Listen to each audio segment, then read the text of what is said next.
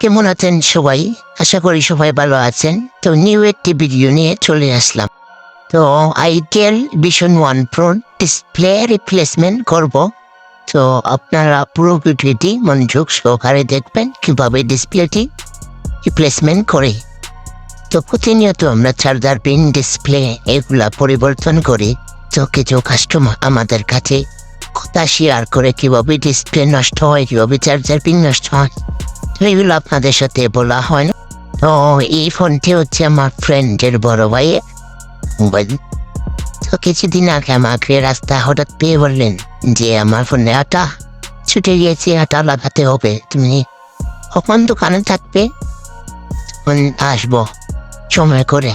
তো 2 দিন পর দোকানে আবারও চলে আসলেন মোবাইলটি নিয়ে, এসে বলেন যে ডিসপ্লের আটা তো ছুটে গিয়েছিল, বলছিলাম এখন তো ডিসপ্লেটি নষ্ট হয়ে গেল। তা আমি বললাম কিভাবে নষ্ট হলো? তো ভাইয়ে বললেন যে ডিসপ্লে আটা ছুটার পর আপনার মা বুঝতে পারেননি যে আটা ছুটে গিয়েছে, ডিসপ্লে নষ্ট হয়ে যাবে। ডিসপ্লেতে ধরে টান মেরেছেন, ডিসপ্লে 2 ভাগ হয়ে গিয়েছে, ছিঁড়ে গিয়েছে ডিসপ্লে থেকে।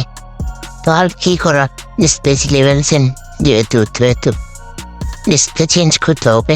তো আমাকে বললেন তো কম বাজেটের ভিতরে একটা ডিসপ্লে লাগিয়ে দেওয়ার জন্য। কম বাজেট হচ্ছে ক্রাউন ডিসপ্লে, আমি মেল করলাম ওনার সাথে। এ ক্রাউন হলেও ডিসপ্লেটি ভালো আছে কোম্পানিটি। তো আমি সবাইকেই চাই এইগুলো ডিসপ্লে লাগিয়ে, কম বাজেটের ভিতরে এগুলো ডিসপ্লে লাগিয়ে দিই। আর ভালো রেট হলে তো বক্সের ডিসপ্লে লাগিয়ে দিই। কথা বলতে বলতে ডিসপ্লে নিয়ে চলে আসি। ডিসপ্লে আনার পর ডিসপ্লে অনেক ভালোই, ক্রাউনের কোনো ধরনের সমস্যা পাইনি। তো এইভাবে যদি আপনারা নষ্ট করেন না কিংবা নষ্ট না হয়, তাইলে আমরা কিভাবে চলব? আমরা দোকান নিয়ে বসেছি, সার্ভিসিং করি। আপনারা যদি নষ্ট না করেন তাহলে আমরা কাজ করতে পারবো না।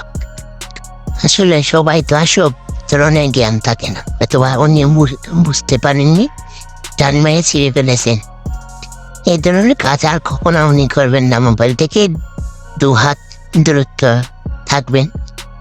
যেহেতু একটা ঘটনা ঘটে গিয়েছে, তবে অনেক ভাই ভাবিরা আছেন, আপুরা আছেন, বন্ধু আছেন, ভাইরা আছেন, তাদের মাথায় নষ্ট করে ফেলেন, আছাড় মেরে ফেলে, শিশু বাচ্চারা হাত থেকে ফেলেতে। কিভাবে যদি নষ্ট না হয় তাইলে আমরা কাজ করবো কিভাবে? আপনারা নষ্ট করেন বিধায় আমরা কাজ করতে পারি। তো আসলে আপনাদের সাথে কথা শেয়ার করলাম। অনেক বাইরা বলে, আপুরা বলে, এসে প্রতিনিয়ত এইগুলা কথা শুনি আমরা। শুনতে শুনতে আমাদের কান ঝাড়াপালা হয়ে যায়, আমরা কাজ করতে করতে ক্লান্ত হয়ে যাই। তো ডিসপ্লেটি ভালো হয়েছিল, চেক করলাম। তো ফিটিং দিয়ে দিচ্ছি, যেভাবে আমি খুলছি সেইভাবে আবার আগের মতন করে ফিটিং করে দিচ্ছি। আর ক্রাউনের ডিসপ্লে অনেক ভালো, নর্মাল হলেও ভালো, কারণ আমি আজ পর্যন্ত কোনো ধরনের সমস্যা পাইনি ক্রাউনের ডিসপ্লে।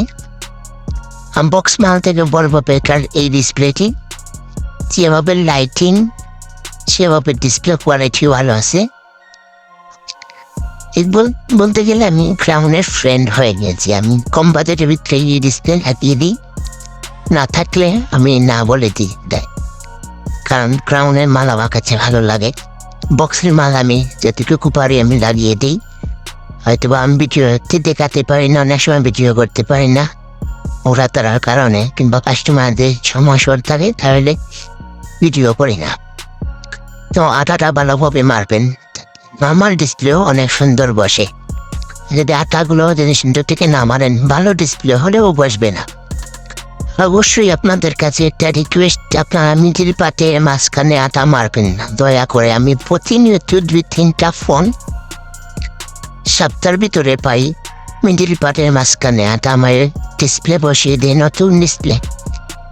এদেরকে কি বলা যায়, টেকনিশিয়ান ভাইদেরকে? চালো কোয়ালিটির কাজ করে, তাদের হাতের কাজ দেখলেই বুঝে যায়। আমি আজ পর্যন্ত মারিনি, আর মারব না।